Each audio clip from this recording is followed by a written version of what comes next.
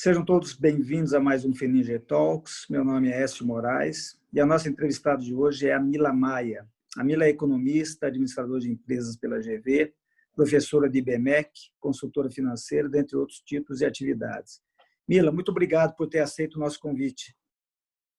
Eu é que agradeço, é um prazer estar aqui falando para vocês, falar um pouquinho sobre economia e finanças na atualidade. Obrigado. Mila, eu começaria esse nosso bate-papo falando um pouquinho sobre geopolítica mundial e sobre alguns paradigmas que essa pandemia tem derrubado. Uma delas é as instituições de cooperação internacional, a Organização Mundial do Comércio, a própria Organização Mundial de Saúde, a ONU, tem sofrido bombardeio permanente. O papel do Estado está sendo revisto, uma vez que em todos os lugares do mundo, no Brasil principalmente, o papel do Estado foi fundamental para minimizar os impactos dessa pandemia, né? Como é que você vê o mundo, a configuração mundial desse mundo pós-Covid?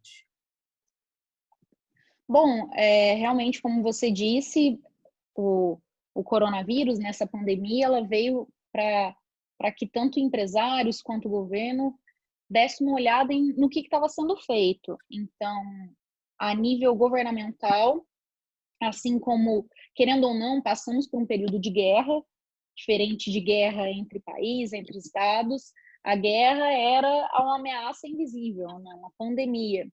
Então, nesse período de combate, foi de extrema importância que o governo e as empresas ele desse uma olhada no que estava sendo feito.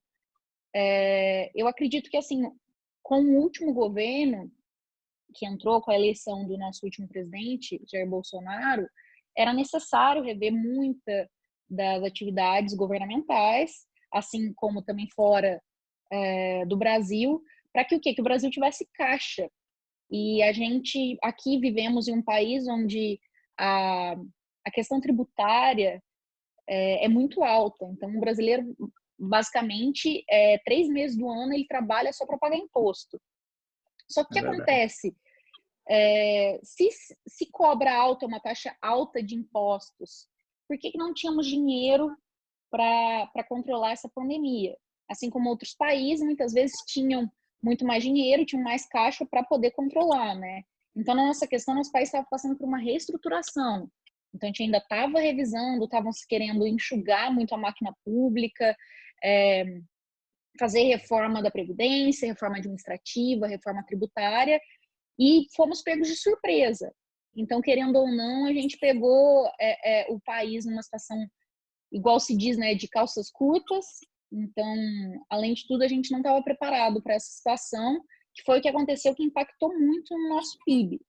Então, foi muito triste. Outros países que, queiram ou não, igual diz um grande autor que eu gosto, que é o Nassim Taleb, países mais antifrágeis, que são aqueles que eles sabem lidar com adversidades, eles já contam com o imprevisto, eles conseguiram retomar as atividades econômicas, estão conseguindo, né, de certa forma, voltar nesse pós-pandemia. Já o Brasil, que é uma situação que a gente já estava vivendo de necessidade de reestruturação, a gente ainda está dando uma patinada, e o governo tentando medidas, tentando controlar desemprego, tentando melhorar aí o PIB, que já está muito triste, né? Já tinha uma chance dele ser muito pequeno, e agora a chance não existe mais dele ser positivo, já é um PIB bem negativo, que eu vou também trazer esses dados para vocês. Então, ao meu ver, é uma situação bem complicada, o país ficou bem desaquecido, e agora mais ainda a necessidade do país entrar com medidas realmente eficientes para ajudar tanto o trabalhador quanto o empresário. Pegando uma carona nessa tua colocação, uma curiosidade até, o ministro Paulo Guedes, formado na Escola de Chicago, né, um representante do liberalismo econômico, né, o sujeito certo na hora certa para aquele projeto inicial desse governo de abertura da economia, privatizações, revisão do papel do Estado, etc., foi meio que atropelado com essa pandemia, né? E hoje nós temos aí um déficit público crescente, a dívida pública beirando aí os 100% do PIB, e as reformas fundamentais, como você colocou, né, a reforma administrativa, a reforma tributária, o Pacto Federativo, até sobre uma certa ameaça, né? Como é que a gente retoma o crescimento econômico, Mila, nesse ambiente adverso e realmente necessitando desesperadamente dessas reformas para melhorar esse ambiente, oxigenar esse ambiente? Perfeita pergunta, perfeita colocação. Eu acho que para isso é importante a gente dar uma revisada na questão do liberalismo para quem assiste a gente. Como você mesmo falou, o Paulo Guedes ele segue a linha da Escola de Chicago, que é uma escola liberal, e muitas pessoas acabaram criticando muito, né? Foi uma situação bem complicada, porque as reformas liberais, querendo ou não, que o governo ele estava prevendo, tiveram que ser pausadas, de certa forma, para o Estado intervir mais. Para quem não sabe, liberalismo econômico, ele acredita no livre mercado. Então, o que? Os agentes regulando o mercado e o Estado sendo menos incisivo, né? Menos controlador na tomada da decisão. Então, muitas pessoas vinham perguntar para mim, Mila, que piada é essa de dizer que o nosso governo é liberal, sendo que o Estado está muito interventor nesse momento? Só que isso vale a gente voltar um pouco na tríade do liberalismo econômico clássico. Então, o liberalismo econômico clássico, ele acredita que o quê? Que a responsabilidade do Estado ele garantir a liberdade, a segurança, né, e a saúde da população. Isso entrando também com a questão da educação. Então, as pessoas não entendem que, na verdade, o que teria que ser feito? Essas reformas deveriam ser feitas para que o Estado realmente ele tomasse conta do que ele deve, que é segurar essa tríade. Então, a partir do momento que a gente faria todas essas reformas, a gente deixaria na mão do Estado, que é a responsabilidade do Estado, e deixaria para o âmbito privado essa questão de regulagem do mercado. Então, hoje em dia, a gente tem, sob o domínio do Estado, do governo, mais de 400 empresas. Então, a gente tem um governo que tem fábrica de gelo, fábrica de preservativo, e empresas essas que, caso tenha algum déficit, quem paga a conta somos nós.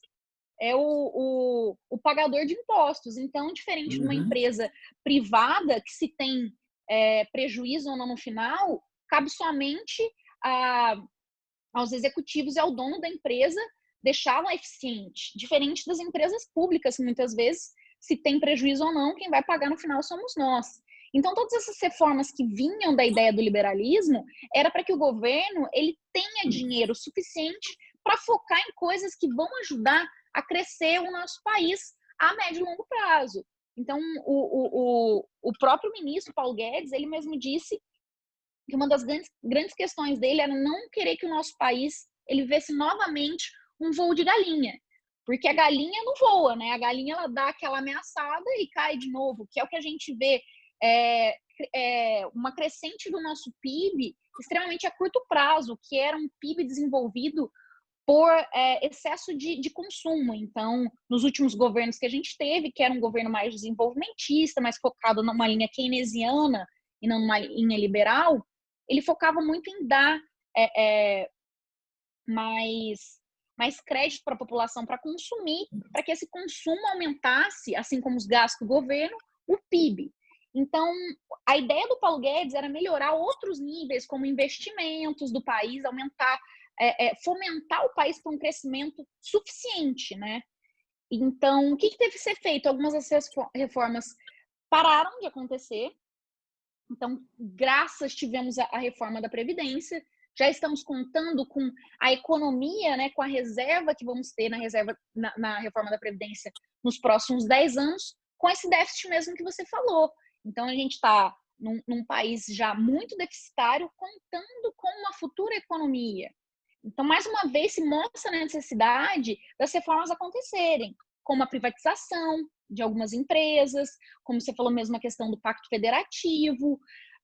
Por mais que a gente não consiga fazer, eu acho bem difícil a gente conseguir uma simplificação, uma reforma tributária com redução tributária, podemos ter uma simplificação tributária para que isso possa fazer com que mais empresas sejam criadas, uma facilidade melhor do brasileiro em fazer negócios, com isso geração de empregos. Com geração de empregos a gente tem mais receita da população, então a gente consegue aumentar o consumo. Aumentando o consumo, a gente aumenta aí a lucratividade e o faturamento das empresas, aumentando assim também o nosso PIB, né? Então, eu vejo agora, mais do que nunca, a necessidade das reformas propostas pelo governo. É verdade. A gente costuma dizer que o Estado no Brasil é um obeso anêmico, né? Ele é inchado, ineficiente, inoperante, ao longo dos anos foi capturado por grupos de interesse, e naquele momento que a gente estava para dar um salto qualitativo, veio essa crise. Mas a esperança é que essa crise estimule o avanço dessas reformas, né? Sim. Agora, num contexto mais microeconômico, que conselho você daria para um empresário nessa dificuldade toda que a gente tem enfrentado, um empresário endividado, com a demanda de seus produtos em queda e enormes desafios aí pela frente, né? Se fosse para te perguntar aí, você como consultor, né, que conselhos imediatos você daria para um pequeno empresário? Então, assim como qualquer dificuldade, sempre surgem oportunidades. Então, esse momento também de crise, querendo ou não, ele foi um momento para que os empresários e os setores, né, dessem uma olhada em como estava sendo operada as empresas. Eu acredito que alguns setores conseguiram muito se desenvolver nesse período, então houve muitas vezes uma redução de custo fixo, onde boa parte dos funcionários a nível, digo assim, escritório, que não é mesmo aquele trabalho de mão fabril que precisa estar ali dentro da empresa, esse tipo de funcionário, ele acabou indo para casa, trabalhar de casa, então muitas vezes o empresário ele conseguiu também reduzir algum tipo de mão de obra, de custo, né? Mas eu acho que, assim, uma boa análise para esse período é que, com a baixa da Selic, né, que a gente está vivenciando aí uma Selic de 2,25, o intuito do governo é conseguir dar para o empresário, dar tanto para o micro quanto para o grande empresário, uma facilidade maior de conseguir crédito. Para quê? Para que esses empresários que estão com dificuldade, muitas vezes, de geração de receita, conseguirem com maior facilidade um crédito. Então, para as pessoas que não estão conseguindo ter geração de capital e conseguir ter um capital de giro, então que ele consiga ir aos bancos e conseguir uma taxa de financiamento ou de empréstimo mais reduzida. Contudo, como os bancos ficam com medo também de de certa forma, um default, né, não pagarem aquela dívida, por mais que o governo ele esteja tentando essas medidas, o empresário vai lá no banco e não consegue fazer esse empréstimo que supostamente era para estar ajudando. Então, eles ficam também, de certa forma, sozinhos. Então, o empresário tem que se virar da forma dele. Eu acredito que nessa hora é uma hora de rever o que você pode fazer a nível de investimentos, de compras. Então, é olhar a perspectiva do governo. Então, se a gente tem uma perspectiva, por exemplo, para esse ano, a gente ainda tem uma visão de queda da taxa básica de juros, a Selic. Então, a gente está com uma Selic de 2,25%, contudo, podemos chegar até 2%. Então, para o empresário que ele tem um caixa disponível para investimento, ele vai ter que ver o que ele pode fazer com esse investimento que gere, de certa forma, uma rentabilidade maior.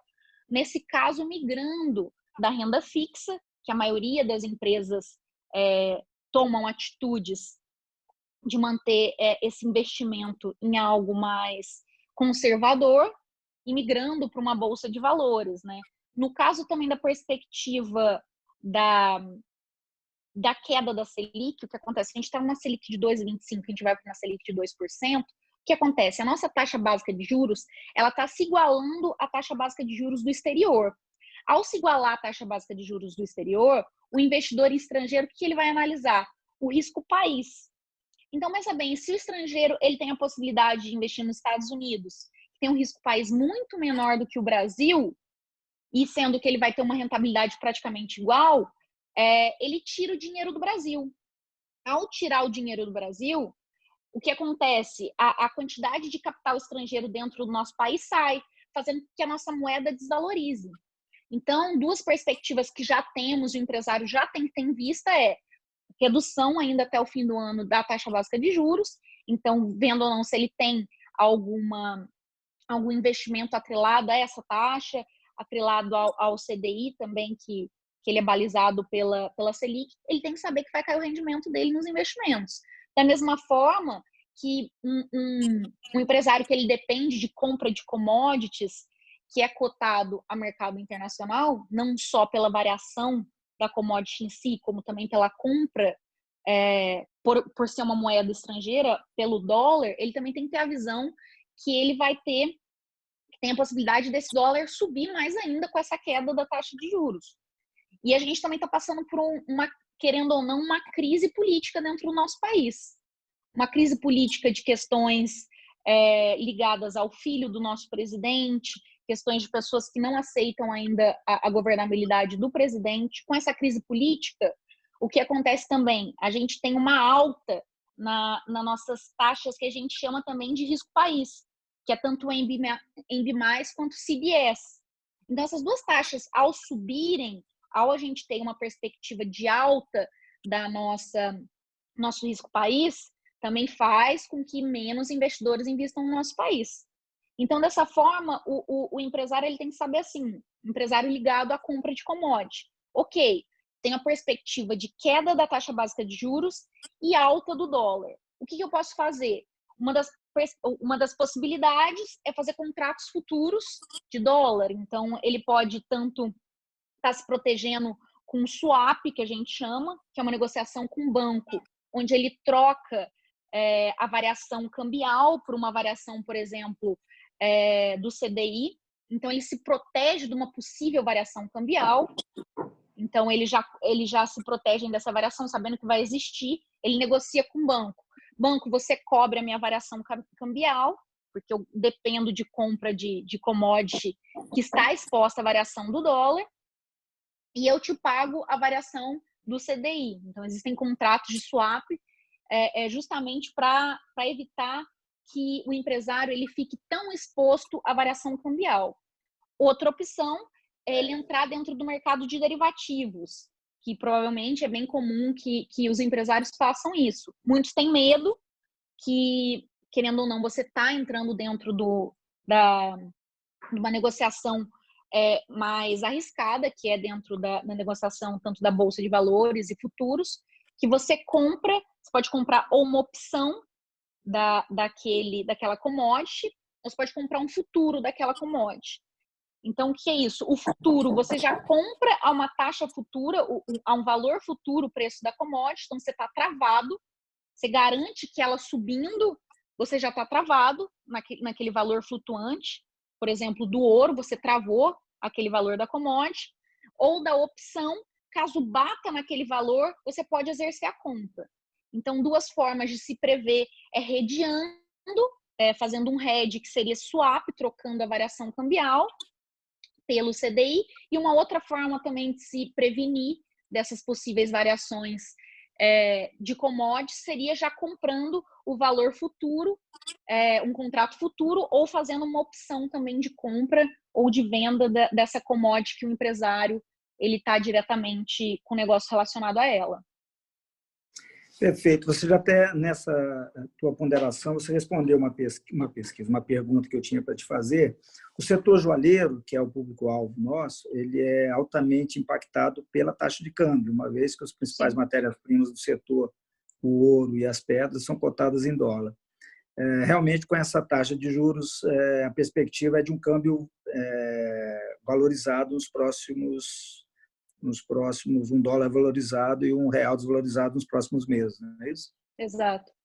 Exatamente. Essa é a perspectiva. Agora, uma pergunta, Mila. essa questão que ocorreu, que ficou clara agora nessa pandemia, o governo, através do Banco Central, procurando dar liquidez para o mercado, e os recursos empossados, que os economistas costumam dizer, né, no mercado financeiro, diversos motivos, uma concentração bancária, falta de apetite de concessão de crédito do sistema, enfim, o fato é que o pequeno empresário não tem acesso a um crédito, apesar da taxa estar historicamente baixa, a dificuldade é tremenda de acesso ao crédito, caro, burocratizado, etc. Como é que você vê, como é que a gente poderia democratizar um pouco mais o sistema bancário no Brasil, democratizar o acesso ao crédito, tão importante nesse momento, né, para a retomada do crescimento? Então, a gente sofre um grande problema aqui no Brasil, que é a concentração bancária. Então, temos poucos bancos que eles representam uma grande fatia do mercado. Então, temos spreads abusivos, temos essa questão que o banco acaba tomando a própria decisão do que ele quer. Então, eu vejo o governo ele tendo atitudes que ele quer disponibilizar esse crédito, mas não chega ao consumidor final, não chega ao empresariado. Então, fica uma situação bem complicada. Por mais que o Banco Central ele tome essas atitudes, ele evita que de certa forma, passe do banco para o consumidor final, digamos assim, né? Consumidor final sendo pessoa física ou pessoa jurídica.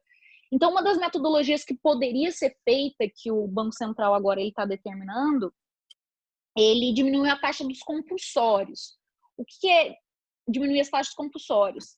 Dentro da política monetária, existem algumas metodologias que o Banco Central ele faz para aumentar a liquidez. Uma das mais famosas, né, que existem muitas controvérsias, é a impressão de papel moeda. Então, ele pode fazer impressão de papel moeda, onde ele aumenta a liquidez da economia. O que é isso? Né? Ele multiplica, ele injeta diretamente no mercado a moeda. Só que há muita controvérsia dentro disso, porque é uma metodologia dentro da economia que a gente chama de QE, que é quantitative easing. Quantitative easing, ele vai ser essa injeção de moeda, porém, a controvérsia é justamente que ele pode gerar uma hiperinflação. Como no momento a gente está vivenciando um período que a gente teve nesses meses de deflação, já que a demanda pelos produtos foi menor do que a oferta, então a gente teve o valor desse produto caindo, se estudou muito dentro do governo, ainda é uma coisa que se estuda, fazer esse QE, fazer essa injeção, a impressão direta de papel moeda.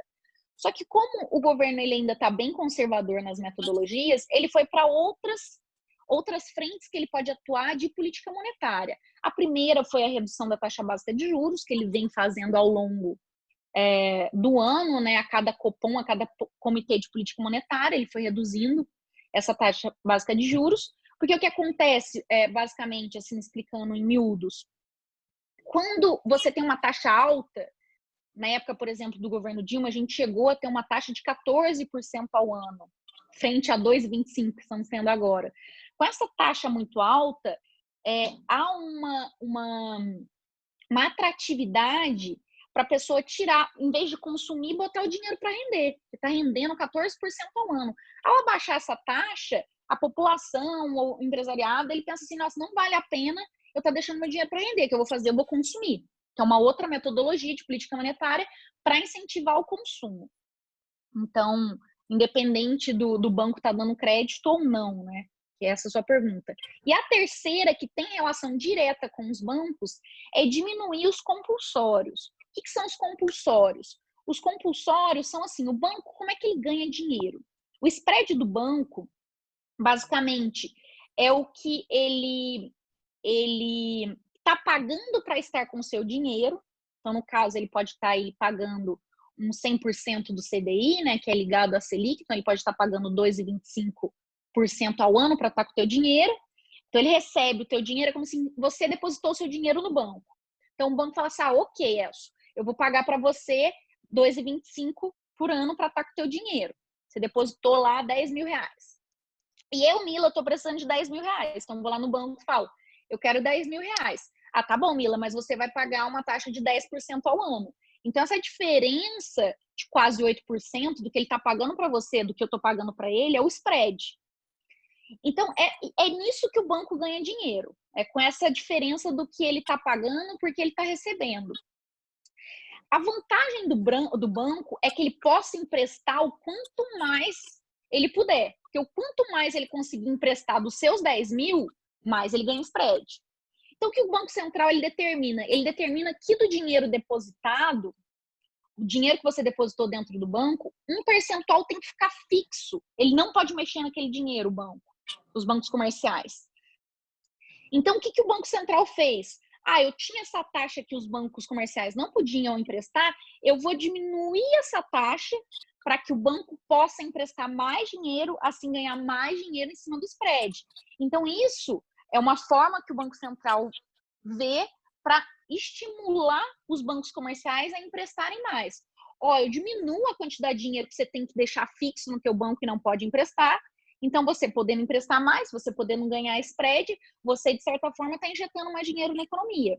Então, digamos que, assim, dentro da política monetária, o Banco Central já usou duas, que foi diminuir a Selic, e agora ele está diminuindo também o percentual dos compulsórios que tem que ficar fixo dentro do banco. Então, essa é uma medida, eu vejo, assim, o ministro da Economia tentando fazer algumas medidas. Caso isso não aconteça, eu acho que a gente pode ver ainda uma possibilidade de ter injeção de moeda direta na economia.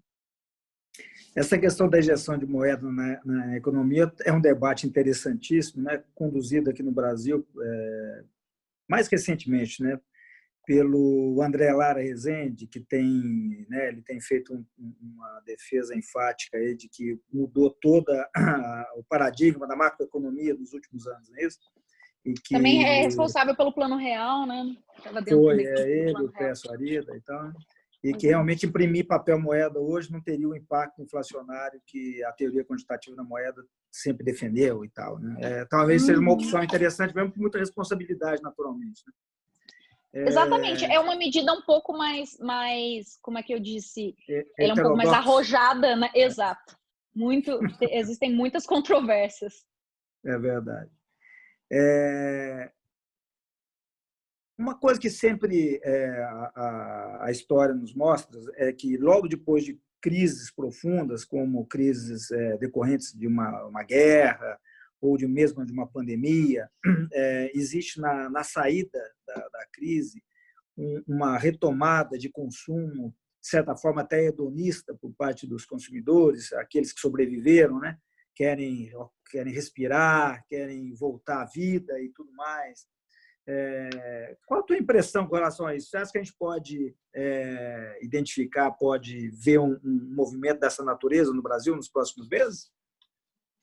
Então, eu acredito assim, com todo esse período de pandemia, existe duas vertentes. Existe a vertente do consumidor que ele perdeu o emprego, então ele ficou desempregado, querendo ou não, ele passa a não ter poder de compra porque ele não tem renda, pode estar vendo de alguma bolsa do governo, enfim, ou aquela pessoa que já tem um poder aquisitivo maior e fica desempregada e passa a consumir, digamos assim, aquele dinheiro, né, aquele caixa, aquela gordura que ele tinha já de reserva, aquelas pessoas que tinham uma reserva de emergência ou tinham investimentos.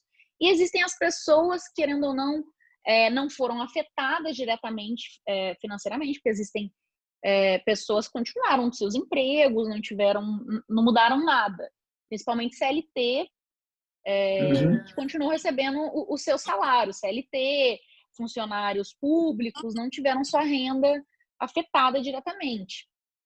Então, essas pessoas, elas podem ter duas análises. A primeira é um medo de consumir, porque aquele medo de o país simplesmente continuar essa situação e ele chegar a um dia perder o emprego.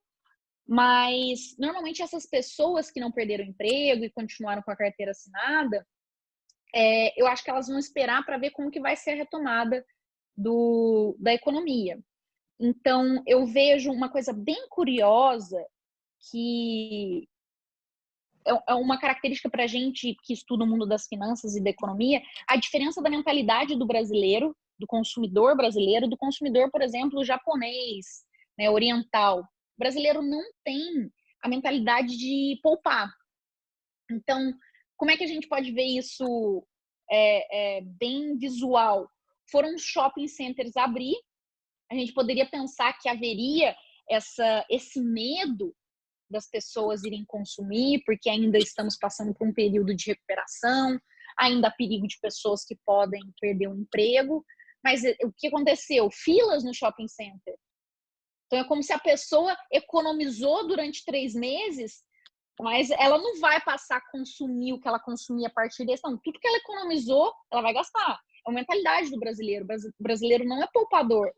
Ele não poupa, ele não investe, ele gasta tudo que ele ganha, entendeu? Então, aqui dentro do nosso país, eu acredito que assim que as coisas começarem a girar, as pessoas empregadas, as pessoas que têm receita e não tiveram sua receita abalada, vão continuar consumindo assim como antes. O que impacta no consumo são as pessoas que perderam o emprego. Que teve redução de renda. Eu teria mais 2 perguntas para você, Mila. Uma é um fato que está no horizonte próximo do Brasil, que são as eleições americanas no dia 3 de novembro. É claro que esse governo Bolsonaro é muito alinhado ao governo Trump, o Bolsonaro gosta de colocar como um amigo dele, o ministro das Relações Exteriores é muito ligado, defensor das políticas americanas, e muito alinhado lá ao Partido Republicano e tal. E tem acontecido uma mudança de perspectiva nas eleições com um avanço do Joe Biden, né, do Partido Democrata, que se reverter esse quadro, então, se a oposição conquistar o poder em Washington esse ano, nós vamos ter um impacto importante no Brasil, né? No sentido de maior pressão sobre a política ambiental no país, né? E sobre questões de direitos humanos, etc., que já vem acontecendo. A gente tem ouvido notícias de que existem bilhões de dólares para serem investidos no Brasil, até pelo que você falou, né? O mundo hoje vive sentado, trilhões de dólares sentado em juros negativos no mundo, ou seja, você tem uma liquidez enorme que poderia estar migrando para o Brasil em busca de bons projetos na área de saneamento, na área de, enfim, das privatizações e tudo mais e tal. E muito desses recursos ficam bloqueados por restrições de natureza ambiental. Hoje, o compromisso das empresas com essa questão é muito importante e tudo. Então, como é que você vê essa perspectiva de mudança no quadro político nos Estados Unidos e dessa pressão crescente sobre essas questões de meio ambiente e direitos humanos no Brasil? Até do ponto de vista da economia, né? Sim, primeiro, olhando no cenário das pressões ambientais e pressões dos direitos humanos, eu vejo muito isso cíclico, né? É impressionante, quando temos um governo que ele vai mais lá para o centro-esquerda, um governo de esquerda, não se vê tanto essas pressões. Então, assim, a gente pode estar passando por taxa de desmatamento, pode ser o que for, mas não se vê como se fosse culpa do governo, entendeu? Já agora, com o governo Bolsonaro, parece que tudo realmente, o problema ele está ali. Então, o desmatamento foi muito pior e dos direitos humanos, porque é uma questão mais ligada a governos de esquerda, enquanto o governo Bolsonaro ele está focado mais na economia, um governo mais de direita, um governo com um ministro liberal, né? Então, querendo ou não, o viés é bem econômico e não tão ligado à parte do meio ambiente ou direitos humanos. Então, é natural que esses ciclos aconteçam. As pressões do meio ambiente, as pressões de direitos humanos, eu acho que isso sempre vai acontecer, como a gente viu questões assim, sempre quando temos convenções internacionais, é um tema que surge, porque nós temos a Amazônia dentro do nosso território, então assim, é óbvio que vão pressionar a gente quanto a isso. Mas eu vejo que a grande preocupação do governo atual é sim que se ajuste mais economicamente para que a gente tenha um debate a nível econômico. Então, eu vejo muito essa preocupação a nível econômico do governo atual. Já quando a gente fala de eleições americanas e o que isso, caso a gente tenha um governo também, né, falando bem a miúdos de esquerda ou de direita, no atual cenário que temos aí Trump e Bolsonaro com uma relação diplomática amigável, o que eu vejo com maior impacto não seria essa questão do meio ambiente ou dos direitos humanos, porque na minha cabeça sempre vai acontecer a pressão se a gente tiver um governo de direita. Então, assim, se está com um governo de direita, vai haver essas demandas muito mais para o viés social do que econômico. Da mesma forma como se a gente estiver com um governo de esquerda, vão ter muitas pressões do pessoal de direita por questões econômicas. Então é cíclico. Vai acontecer, independente de como estão as eleições lá fora. Não vejo tendo um grande impacto nesse aspecto. Contudo, toda a parte das eleições e o impacto do que acontece nos Estados Unidos, a gente vê historicamente que as variações da Bolsa americana, tanto quanto a Nasdaq quanto a New York Stock Exchange, eles impactam diretamente no Ibovespa, né, no nosso índice da Bolsa. Então, há essa correlação do que impacta lá. Então, como que vão ser as negociações entre as empresas americanas, o impacto das empresas americanas, elas afetam as nossas empresas listadas na Bolsa, querendo ou não, por questões de apreciação ou depreciação cambial, porque essas empresas são tanto exportadoras, como a nossa Petrobras, né, que tem uma grande representação na nossa Bolsa, como também as empresas importadoras. Então, a minha análise seria mais assim, o que afeta a empresa americana, o que afeta as empresas internacionais e como isso reflete na nossa economia. Então, isso vai refletir de qual forma? Vai ser mais fácil a gente exportar nossos produtos, principalmente o lado do nosso agrobusiness, que é muito forte para exportação, ou a parte de metais também, ou vai afetar a nossa importação, sendo algo mais caro, que o produtor, o empresário, ele vai ter que repassar esse custo que subiu, seja por uma alta do dólar ou uma alta da commodity, que o que impacta muito é o que é alta ou baixa do petróleo, isso impacta diretamente também na nossa bolsa. Então, eu vejo muito mais esse viés na minha preocupação como economista do que pressões ambientais ou sociais. Uhum. Para finalizar, Mila, qual o teu palpite? A gente tem uma retomada aí em V, ou uma retomada em L, uma retomada em V rapidamente, boas notícias nos próximos meses, o PIB retoma o crescimento, ou uma retomada lenta e dolorosa? Olha, serei bem conservadora e bem pé no chão. Realmente, esse ano de 2020 para a gente ainda está complicado. Continuaremos em recessão do nosso PIB. As empresas vão passar por dificuldade ainda na retomada, abertura, porque muitas pessoas pensam que assim só acabar com a quarentena, só acabar com o lockdown em alguns estados, que as coisas vão voltar como eram. Mas não, a gente está com um alto nível de desemprego, muitas empresas tiveram que fechar, empresa declarando recuperação judicial. Então, a situação do país está difícil. Então, a minha análise seria um cenário de 2020 ainda um cenário ruim. Então, o nosso PIB ele pode não estar tão negativo, mas ele vai continuar negativo até o fim do ano. Há também a perspectiva de uma alta ainda do dólar, marginal que seja, pela queda da Selic, porque ainda a perspectiva do relatório Focus, né, que possa chegar a 2% essa taxa. Contudo, no ano de 2020, a gente pode passar a ver uma retomada mais lenta do nosso PIB, começando aí com um PIB positivo já em 2021.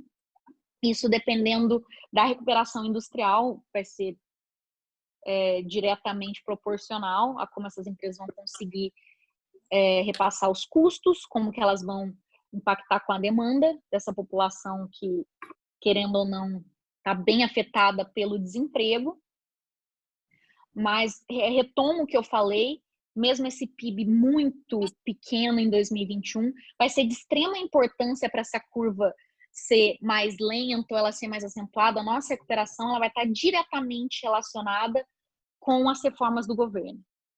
Então, como o ministro Paulo Guedes mesmo falou, é de extrema importância a gente começar a ver isso, possibilidades de privatização, possibilidades de simplificação tributária.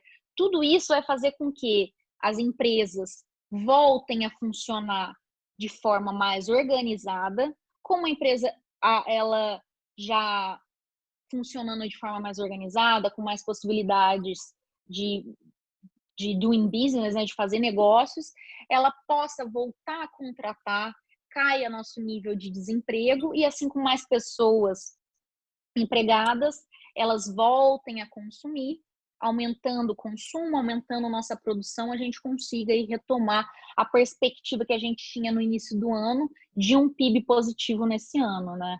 Mas sendo bem conservadora, esse ano ainda vai ser um ano difícil, nosso PIB não será negativo, não será positivo de forma alguma, e ano que vem a gente começa a retomar lentamente essa produção do nosso país e consumo da população.